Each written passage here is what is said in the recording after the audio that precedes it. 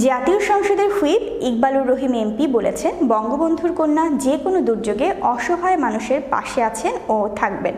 শেখ হাসিনা প্রধানমন্ত্রী হয়েছেন বলেই বাংলাদেশের অসহায় মানুষরা সকল ধরনের সুযোগ সুবিধা ভোগ করছেন।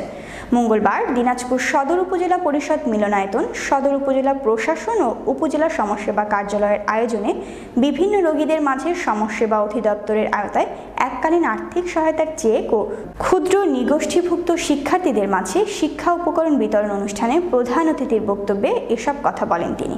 দিনাজপুর সদর উপজেলা নির্বাহী অফিসার মোহাম্মদ রমিজ আলমের সভাপতিত্বে বক্তব্য রাখেন দিনাজপুর সদর উপজেলা পরিষদের চেয়ারম্যান মোহাম্মদ ইমদাদ সরকার, সহকারী কমিশনার ভূমি সাথী দাস, জেলা সমাজসেবা কার্যালয়ের উপপরিচালক এমদাদুল হক প্রামাণিক প্রমুখ।